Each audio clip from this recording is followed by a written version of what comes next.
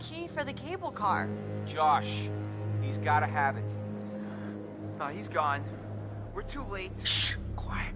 It may have taken him down to the mine. Wait, don't move. Holy shit! What the?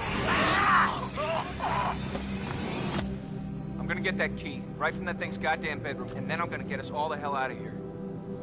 That's it. That's it. Come on, let's go. Run!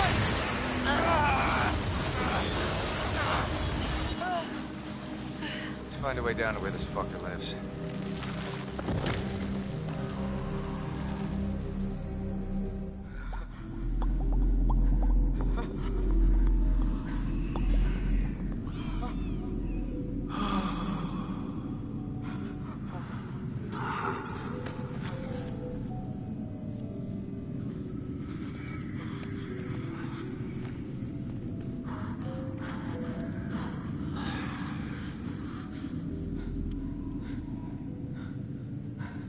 I wonder how much these sessions are of any help to you now.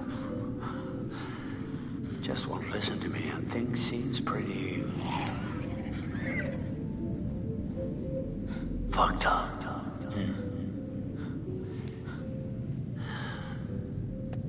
So I'm gonna leave you now, Josh. It's time you learn. There's more to be afraid of that can be dreamt up by the unhinged imagination of a self-indulgent, spoiled little brat. You had so many people who cared about you, who were willing to help, but at every turn you choose to push them away, and now you're all alone. But by the sounds of things, you won't be alone for long. No, you won't be alone for long. Deep breaths, Josh. Deep breath.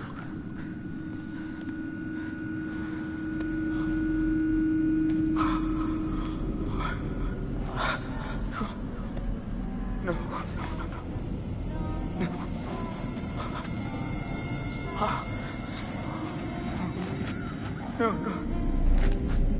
No, not again. Not again. Get away! Get away! Get away from me! No, you're dead! Sorry. You're dead! Shut up! No! You're dead! It's not ready. You manipulate. You are a coward. There, gun. Yeah. The one that's there. Love it. I don't take orders from you. You can't tell me what to do. You can't tell me what to do anymore. Okay. I trust you. I trust you. I trust you.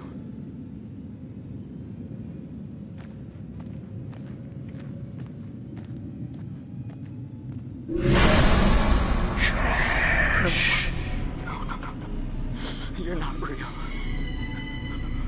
We were all alone down there. No,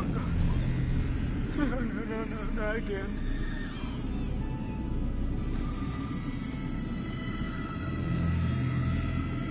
All alone. But you're with us now. Family. Get away! Get away from me! Get away! Why didn't you save us, Josh? Why did you want us to die? I didn't want you to die. I swear.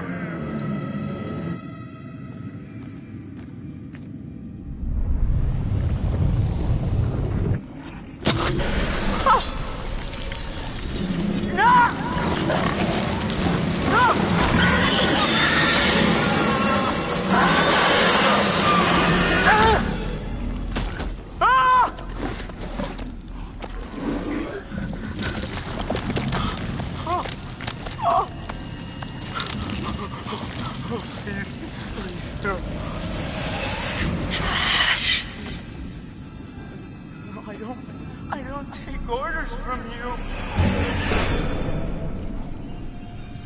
No! Is this what you want? No! No! Why are you doing this? Leave me alone! Why Why are you doing this? Why didn't you save us, Josh? Why did you want us to die?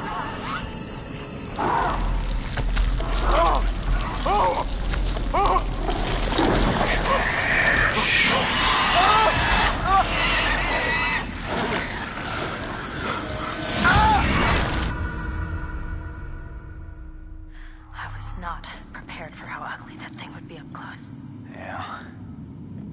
So, I noticed something kind of weird about it. What? The Wendigo. It had a scar. So? I've seen it before. What are you talking about? I saw these old pictures of some guys with that scar, and he was transforming into a Wendigo. You're kidding.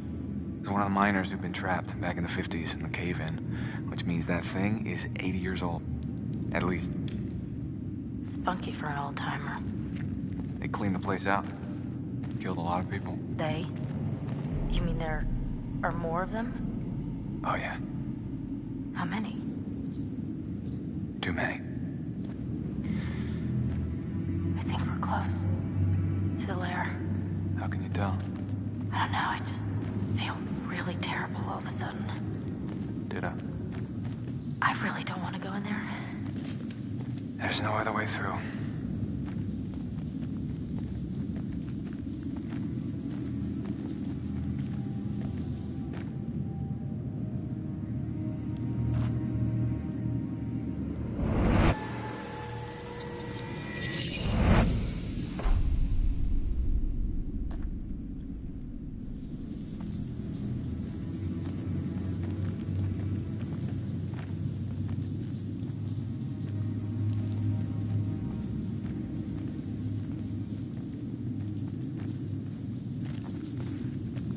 Mike, is that what I think it is? Shit.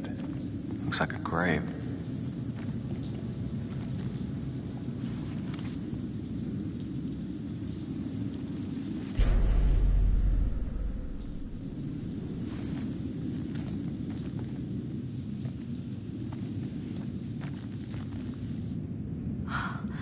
Oh, God. Mike, this is Beth. This is her watch. What? Let me see. Look, there was a cross here. So this is where she was buried. But who dug her up?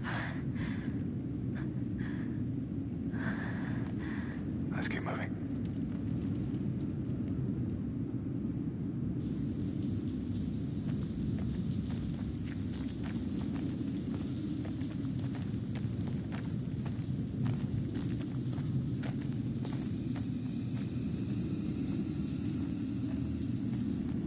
Fine.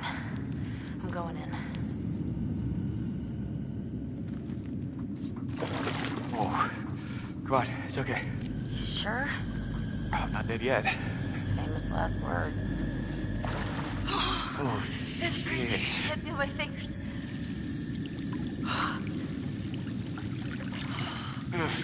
Wait a minute, I thought you reached the deepest part. well, I didn't say that. I said it was okay. You didn't like there weren't any sharks or anything in here. Sharks? Great. Thank you.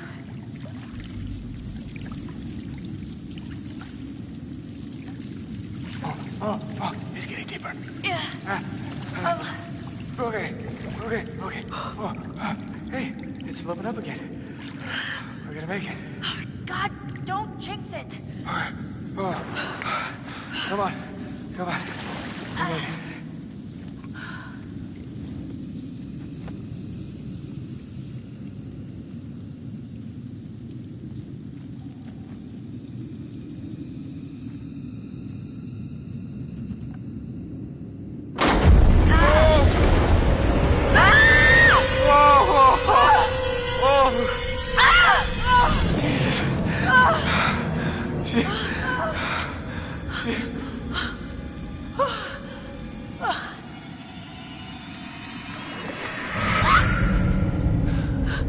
You see that? Yeah. Bodies. Yeah, a lot of them. Oh my God. No! I'm gonna be sick. Wait, hold on. I think I saw something.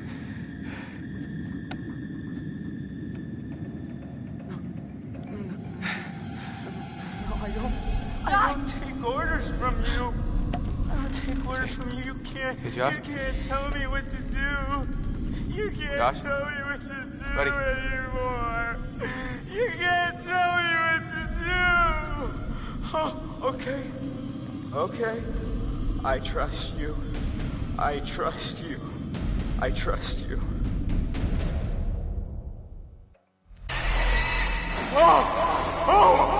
What's the matter with him? He's tripping or something. Josh! Mike, Josh! Hey, man.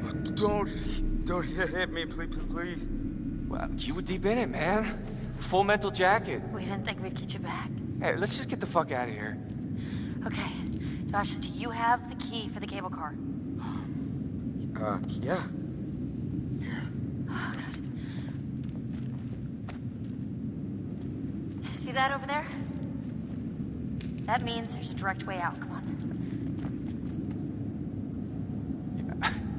There's no way Josh is gonna make it up there. Okay. If you help me up, I can go back to tell the others we're okay. Yeah, good. You bring Josh back the way we came, and we'll all meet at the lodge. Be careful. Yeah, you too.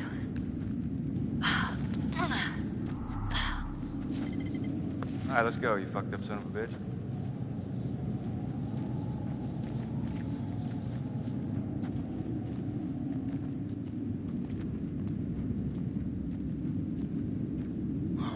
You didn't have to hit me so much, man. Yeah, I'm sorry about before, man. I thought you killed Jess. I was wrong.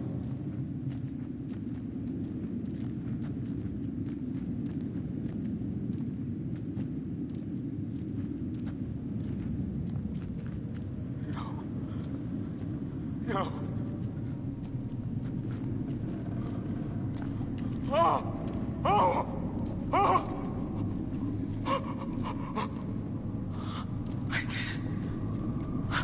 I didn't want you to die.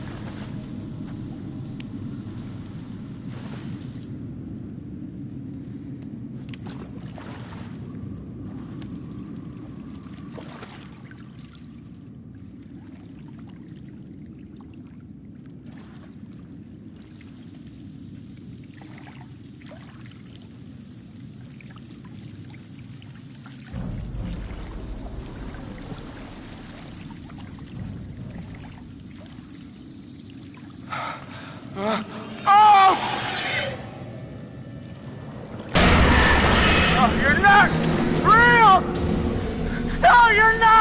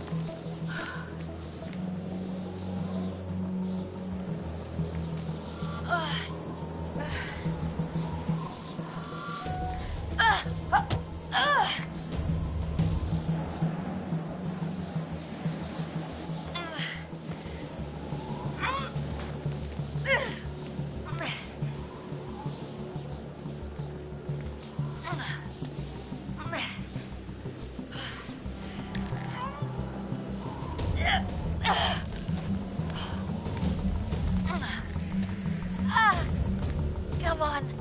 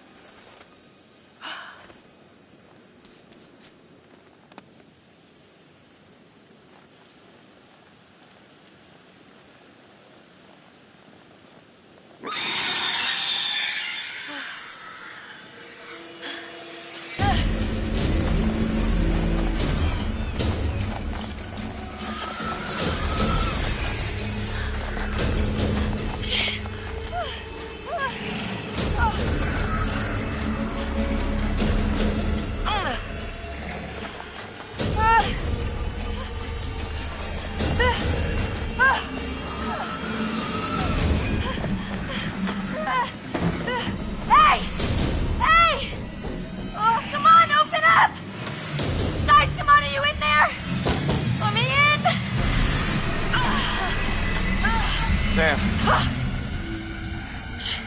Mike. Oh, gosh. You look terrible. Gonna look worse if we stay out here. Come on.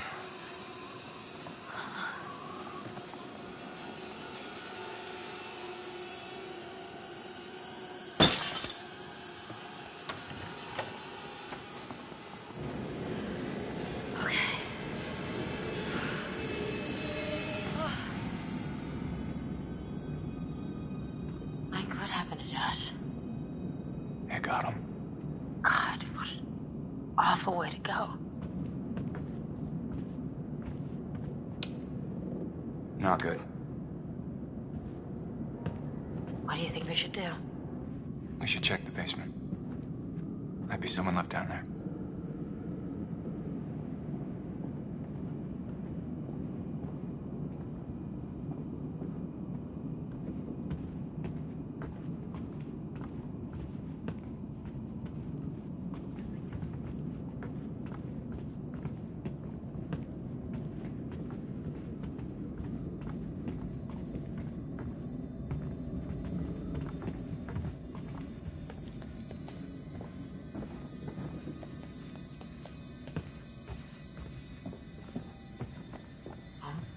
How do you rate our chances of survival?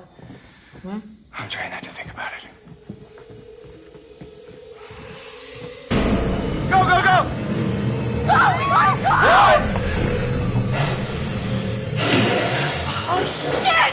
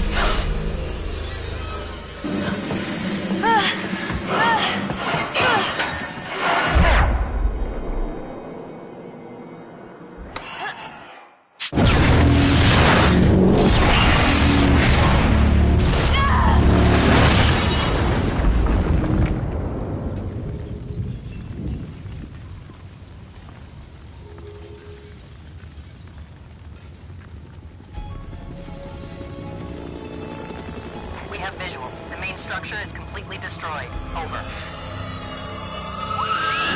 Hold on. I'm seeing something.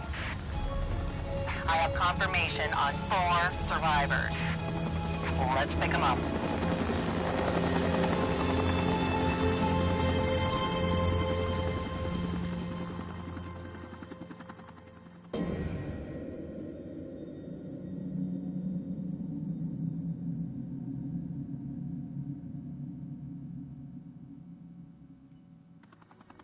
Fuck!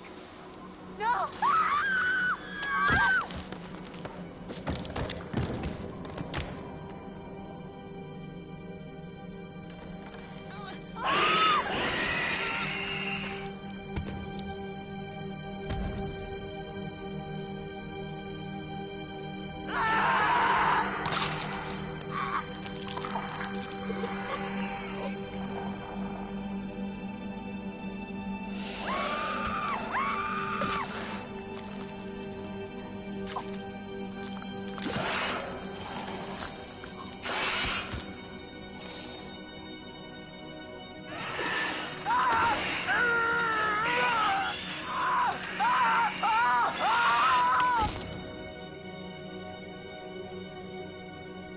The old man, I don't know how to describe him. I mean, You said you thought he was stalking you at first.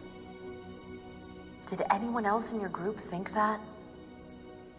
well, yeah. Is it possible they could have killed him? What? No, you don't understand. Don't you And understand? if he attacked you, He saved my life, and I watched him die. He held it right up to my face. Right here, right in front of my nose, and he could have shot me. He almost shot me, the prick. I mean, you go out with a guy for however long and you think you know him, but man, this one really takes the cake. He was out of his fucking mind. He wanted to hurt us. Okay? And I thought he was the one who attacked Jess. I thought we were close. After his sisters disappeared, he'd come and talk to me. He said I was the only one who understood him. I thought we had a connection. If you need someone to talk to, I'm fine. sometimes, after a traumatic experience, I said I'm fine. About Matt, have you found him? no, not yet. Yeah, well, don't look too hard. You don't sound very concerned. Fucker left me to die. He said he was my boyfriend, but then he basically murdered me. Would you give a shit? You need to listen to me. I don't care if you believe me or not. Doesn't matter because you will. You need to go down to the mines. What's in the mines, Sam? I've seen what's down there, and I'd give anything to unsee it.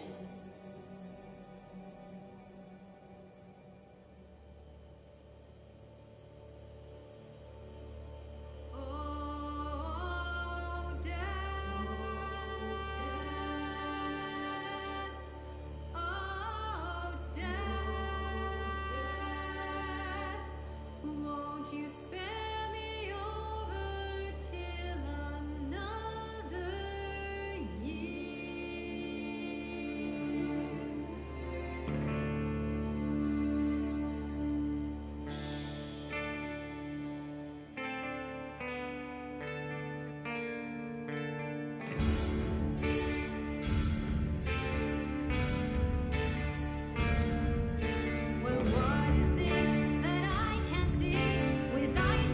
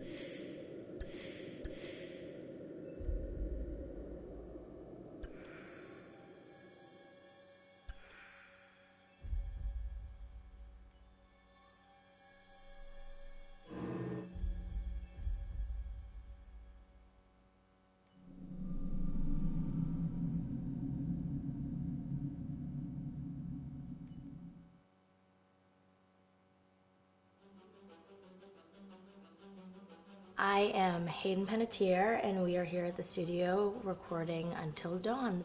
My name is Rami Malek, and I play Josh. My name is Megan Martin. My name is Brett Dalton.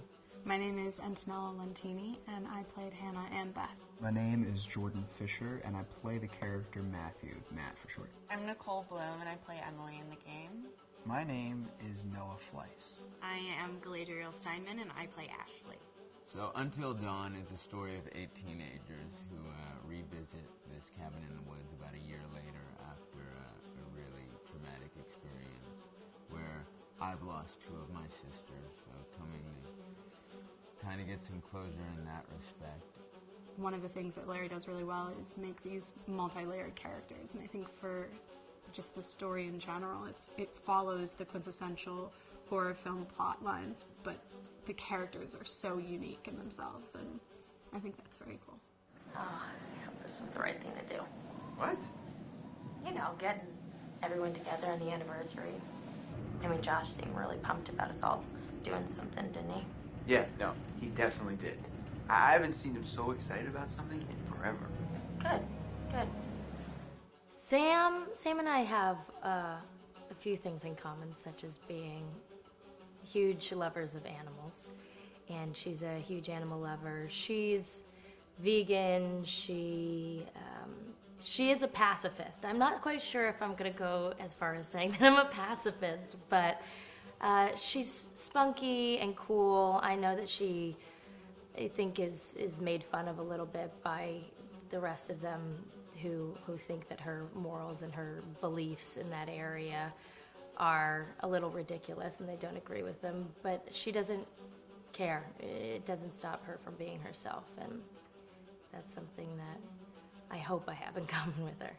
You know, he definitely can be depressed at some times and a bit of a loner, but he takes some solace in one of his sister's friends, Sam, played by Hayden Panettiere, and invites everybody back to the same house the next year to kind of find some closure. Jessica she has a whole lot of personality. She is definitely the sort of mean girl character that, you know, at school she knows she's pretty, she knows that boys like her, and she's going to use it to her advantage.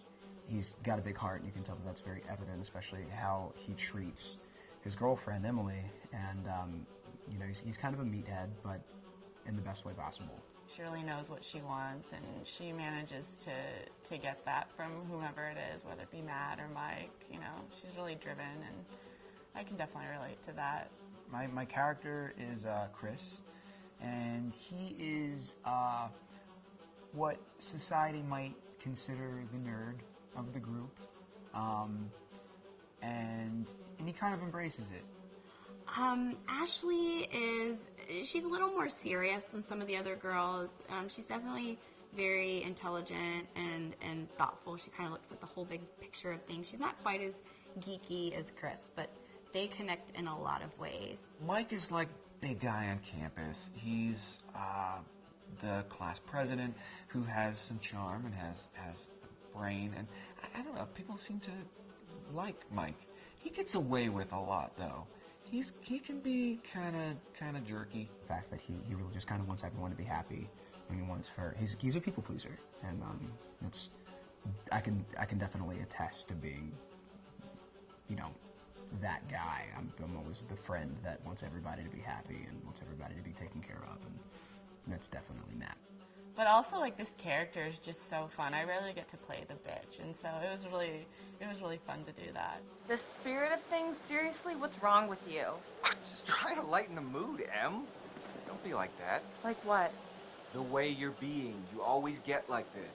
I just think this is just the coolest thing to be a part of, and I just think it's going to take the world by storm. I really do.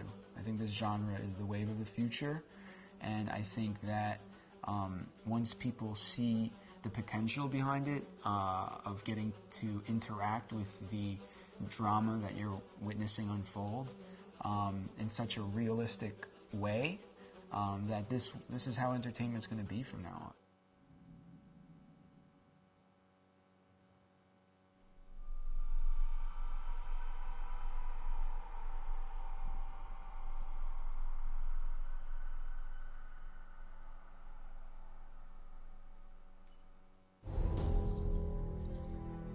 Hi, this is Lee Robinson, production designer on Until Dawn.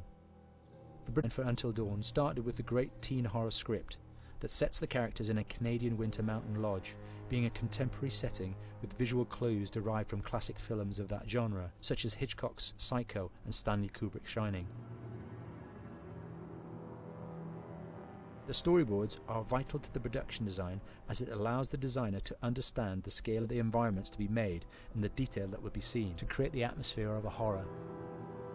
This took us into concepts that took these storyboards further, visualizing the world through the color palette, the lighting, tone and the mood, and developing key locations such as the lodge, the cable car stations, the forests themselves, the wilderness. As you can see, the environments and atmospheres change quite a bit from warm and inviting to cold and threatening. The Millionaire's Mountain Lodge was a key example. It was designed to be made from nearby stone and timber, embedding it into the landscape, with a contrasting and contemporary interior needing to be opulent and extravagant. We created dark and claustrophobic corridors with ominous and large open spaces, almost cathedral-like in size, and with huge structures to silhouette and dwarf the characters within, providing a labyrinth to explore and wander. Each character was developed with a strong visual identity in mind, with contrasting colours, tones and silhouettes to identify them, each to have their own texture, pattern and shape, so that when they were lined up you could always identify them. The costume designs allowed a range of clothes that would suit them for the cold winter weather, but also have an element of style and individualism, so that the audience could look at them and relate, recognizing themselves within them. A lady would like to cuddle up with her man by a nice cozy fire bathed in atmospheric mood lighting. Right. It'll get plenty toasty once we're rubbing up against each other. Mike. Yeah. Fire and mood lighting. Yes. Working with the lighting artists, we really brought the look and feel of the world together, and this required a thorough understanding of the visual language of teen horror. A key scene was where all the characters emerge out of the rear of the lodge chasing Hannah. A contrast is evident straight away from the exterior wilderness to the warmth of the lodge. The attention to character lighting here is through the bounce and rim lighting, accented colours and composition, creating characters that come from the dark into the light and back again with an emotional effect. Guys, there's someone outside. What the hell? Hannah! What's going on? Where's my sister going? It's fine. She just can't take a joke. It was just a prank, Han.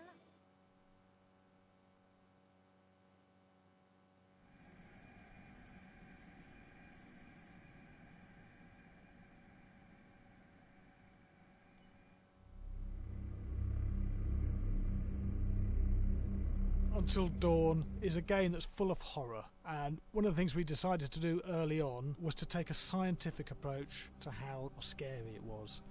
So we did experiments on people and we measured their responses to the game. We've created a test area. It's as close to a home setup as we can get it. We've recruited ordinary people to play the game and we've left them to play it on their own. You're turning the light off.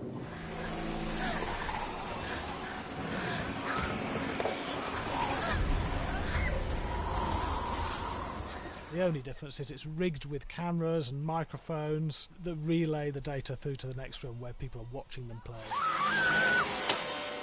Bracelet here we use for biometric testing. It measures the player's emotional response. It's called a galvanic response sensor. It makes contact with the user's skin and it measures the electrical conductivity across their skin. It's the same principle as an old-fashioned lie detector. When you're stressed, you sweat a little, very sensitive, and picks up tiny changes if the player is feeling anxious or scared. That data's fed back to a testing team, comes through as a graph. I'm so sorry.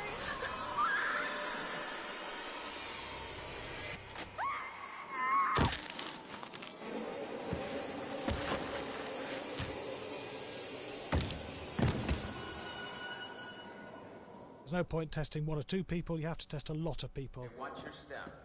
When we have a scare that's consistently has a measurable emotional response, then we knew it was good. If it didn't have that, it goes back to the team for improvement. The data doesn't tell us what's wrong with the scare, it only tells us if it's working or not. Wait, okay, so you hear them too, right?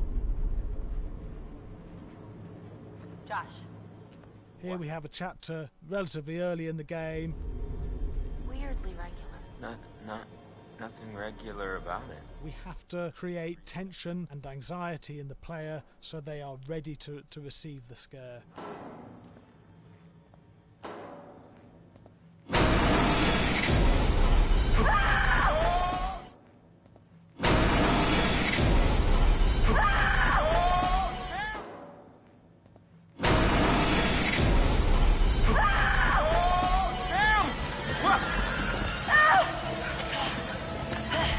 Give the player time to recover, to cool down, to calm down, and then start building the tension again before we do the next scare. Hey. What? Hey. What the hell? Ooh, you just got mugged.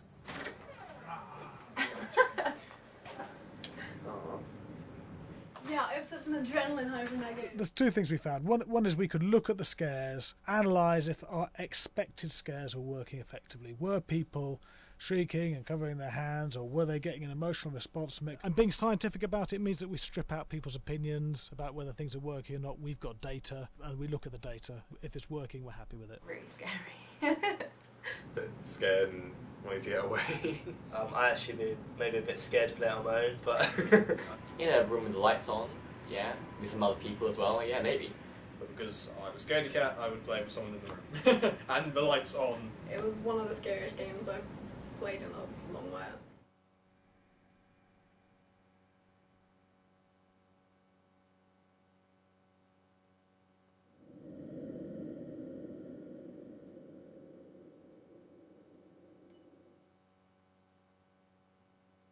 Hi, Larry. Hey, Graham. Hi, my name is Graham Resnick. I'm a filmmaker, writer, director, sound designer, and I started working with Larry Fessenden about 10, 15 years ago through my friend Ty West, who I grew up with, and have done a lot of sound design with on his films. And he was producing Ty's films at the time, and Ty introduced me to Larry. Larry produced my first feature, and we've written together on several projects. My name is Larry Fessenden. I'm a filmmaker. I run Glass Eye Pix, which is an independent production company out of New York. We make indie movies, a lot of scary movies as well. And I got a call to audition to write this video game. And I called my pal Graham Resnick because Graham is a gamer. And while I thought I could offer something to the idea of writing this multi-branching story, I knew that I would want Graham's expertise as a lover of gameplay, since I guess games were started. So and just as a lover. And as a lover, yes. Which is why there's so many sex jokes in the game. There was one Italian website that did say the Larry that's Fessenden right. and Graham Resnick, the two lovers behind Until Dawn. Come here. Maybe I know how to handle you too. I am definitely ready to be handled. So I wanted Graham by my side. Yeah, and we got the gig, and it's been an amazing ride. Oh, hell yeah. Oh my god. She's taking her shirt off. What? Oh my god. Matt, what are you doing here? Hannah. I'm sorry, Hannah. This all got Don't out of mind, hand, just but... So in the game, the basic setup is that a year prior to the game's start, all these kids had gone up to a ski lodge that was owned by the parents of one of the kids, or a couple of the kids, and some of the teenagers played a prank on some of the other teenagers, and a terrible tragedy occurred when a few of them, two sisters, ran out into a blizzard, and were never seen from again.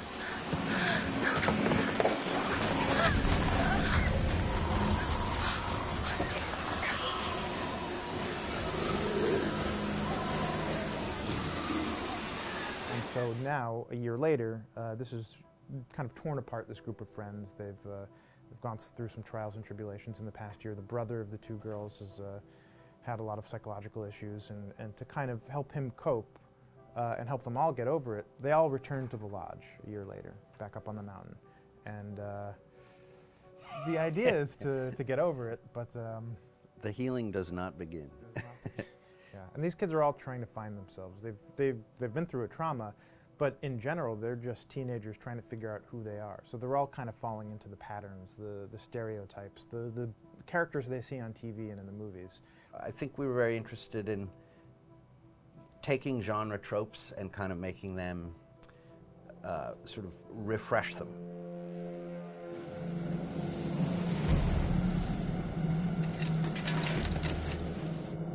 Hey, did you see that? Dad said it'd just be us this weekend. We're familiar with how slasher movies work. You know, most people have seen some horror movies, and we have established notions and preconceptions about the roles of the players in horror movies and how they talk and how they get killed and how they have sex. And to bring you into the game that way and then subvert a lot of those expectations was kind of our goal. They're haunted by some incident that happened in their past, which I think you pretty much figure out that that's going to have a role in their interaction. Yeah, so I think what was fun was we take some sort of stock characters and we try to give them some shape, but at least at the beginning they're recognizable in the way of groups of friends. There's, you know, the jock and the bitchy girl and the rivalries between everyone. And oh my gosh, and really fun characters too. Like we just had so much fun living in the minds of these characters through writing the script. What do you think? Jesus! You know, it was fun. I think we were looking to get that kind of banter that you see both in movies, but also that you absolutely have with friends, and sort of those inside jokes. And of course, as writers and as friends ourselves, we sort of developed little tracks, and we try to give the characters that kind of vibe.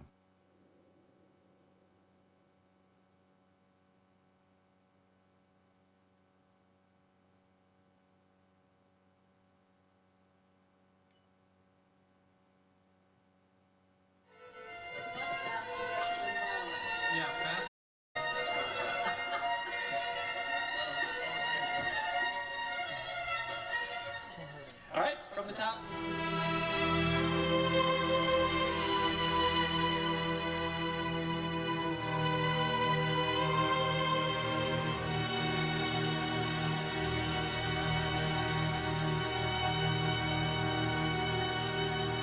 My name is Jason Graves, and I'm the composer for Until Dawn.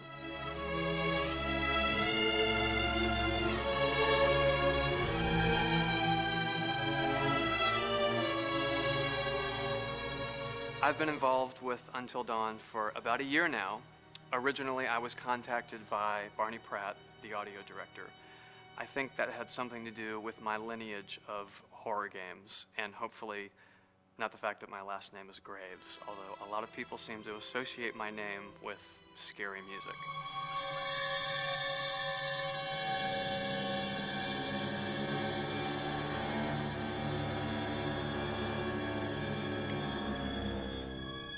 One of the things that was really exciting about working with Barney and the team at Supermassive is they really wanted something unique for the music. They wanted the music to stand out and be a character on its own in the game.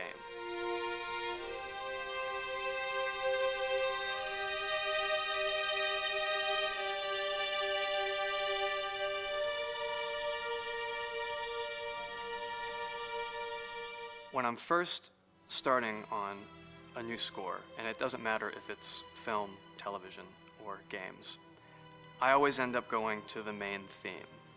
Sometimes the developer or producer isn't even necessarily interested in the main theme at the beginning. I just want to do it for myself, because for me, the main theme is the identity of the game. It establishes the mood, the atmosphere, and the character of the music, and how it's going to be playing in the background. And that's what we did with Until Dawn. That was actually my demo pitch to Supermassive Games. I put a main theme together, recorded all the instruments at my studio, and sent it to them. And they liked it. We actually ended up recording that exact theme, all the instruments and everything, live here at Ocean Way, probably 9 months ago. And that's what we've been using in all the demos for the game, and that's the final version of the theme that is the main theme that you'll hear on the menus and in some key pieces of gameplay.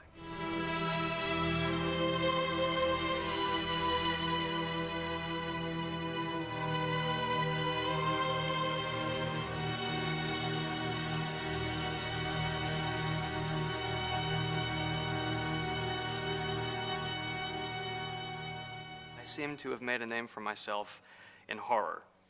And there's something about scary music, I think it's maybe the lack of rules. The biggest rule in scary music is there are no rules, so you can do anything you want, and actually, if you end up doing things that don't feel like they would work out together, they kind of clash, and it ends up being even more effective for scary music. So that's what really drew me to Until Dawn, was the textures, plus writing thematic material that is interwoven with the scary textures. I haven't really done anything like that before. Usually it was just all tension all the time, and that's fun and it's great. But I'm actually at heart a very melodic composer. That's the kind of music I love listening to, and that's the kind of music I love writing. That's the kind of music I got to work on in Until Dawn. Very nice. Same thing.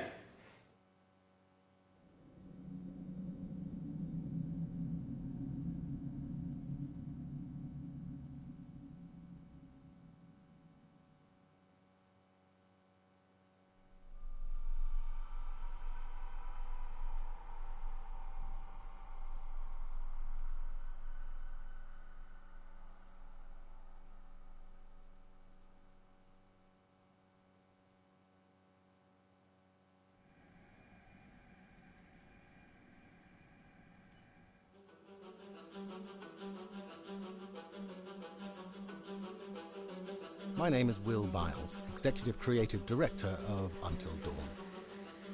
The first part of getting a believable facial performance in-game is to capture, topographically, the actor's range of emotional expressions as separate versions of the same head.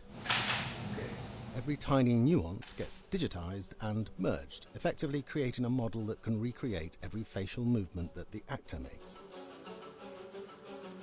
Once the topography has been recorded, the actor's performance itself can be captured by using a predetermined set of marker points, drawn precisely on the face, and a high-def helmet cam, wirelessly linked to capture devices. The camera is the small box where it looks like the microphone should be. Outro Sam. Mark. It records in high def the movement of the dots throughout the performance that will drive the expressions captured earlier. Unlike other systems, this form of capture is far less lossy because there are fewer interpretations between performance captured and performance rendered finally in-game. The audio is also recorded via two separate lavalier mics attached to the helmet. It takes a while for the actors to acclimatise to carrying around the recording devices and the helmet cams, but very soon the shoot becomes similar to any other effects shoot or a green screen shoot.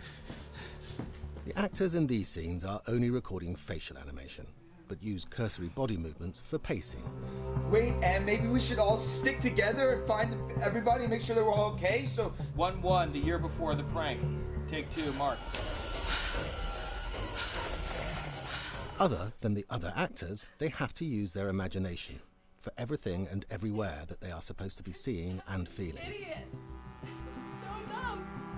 From a hot midday studio in Los Angeles to a freezing midnight mountain in British Columbia.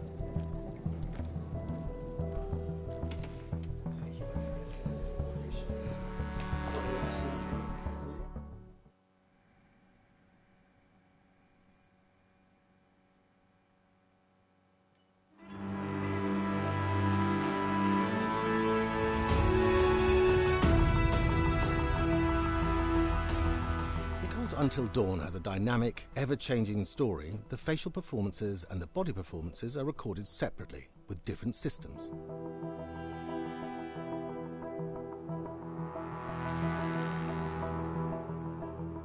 With the body capture, we use reflective bead suits and an infrared camera matrix system that drives the CG bone hierarchies in our character models.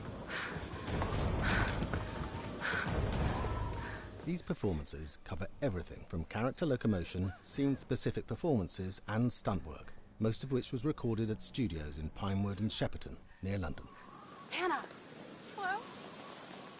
Combining all the elements seamlessly in the final game becomes a formidable editing and logistical task. Every variation, both physical and emotional, must be combined in these multi-edits. Scaffolding props have to stand in for the sets. because the hundreds of infrared cameras have to be able to see all of the reflected beads on the actor.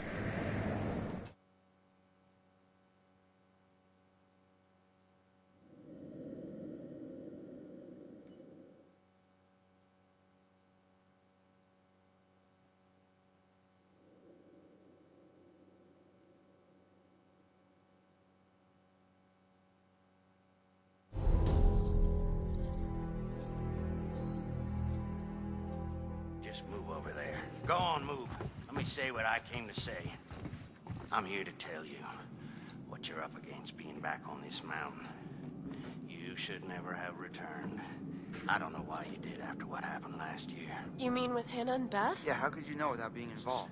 I don't take kindly to you kids coming up here to my mountain. Your mountain. The mountain don't belong to me, it's true. But it don't belong to the Washingtons. This mountain belongs to the Wendigo. Hi, this is Lee Robinson, production designer at Supermassive Games. Understanding the ancient myths of the Wendigo was key for their development that helped the visual look. Through sketches and concepts, these elements were visualized, such as eyes being milky, almost dead, with loss of lips and eyelids due to frostbite, fangs growing and arms and legs getting longer, with skin hardening and thickening to look snarling and menacing, yet withered and lean. What the hell was that? Another fucking piece of... Fingers and toenails extending like claws, allowing them to climb effortlessly. We made them look gaunt and weathered, and having ragged remains of clothes they wore. Blood-stained and rotten, with patches of hair still remaining, they retained strong skeletal limbs, which enable them to be agile and quick through the environment. Where are you? My name is Jamie Gallipo, animation director at Supermassive.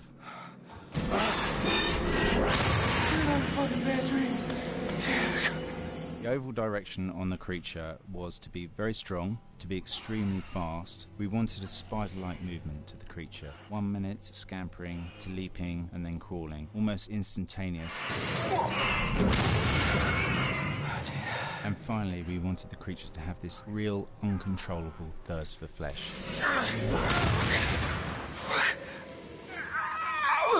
From a sound design perspective, the Wendigo was a real challenge. For the main vocalisations of the Wendigo, we used our own vocalisations, various different animals from the exotic to the farmyard, various plugins and processes to gel these sounds together and keep a human resonance behind that voice, telling the backstory of the Wendigo.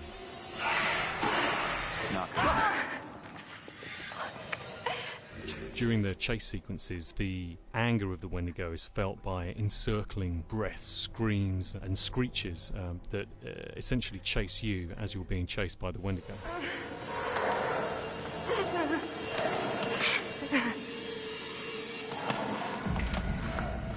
We would layer them up in a multitude of layers, sometimes 15, 20 sounds playing at the same time, to build up the vocalizations for this fearsome creature which is always in attack mode, hyperactive and chasing you throughout the game.